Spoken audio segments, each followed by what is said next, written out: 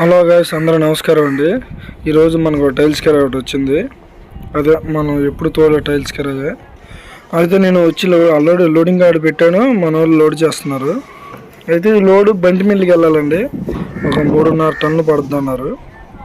అయితే మనం అవతల పక్క డైలీ వచ్చాము, ఇది కొత్తగా గొడవను తీసుకున్నారంట.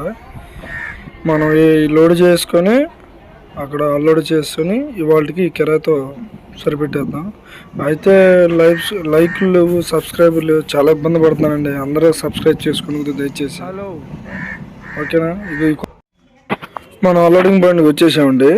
అయితే ఇప్పుడు మన బందర్లో కొంచెం లేట్ అయింది, చెకింగ్ వాళ్ళు అవన్నీ చూసుకునేసరికి మన అన్లోడింగ్ పెట్టేసాము, దింపేస్తున్నారు.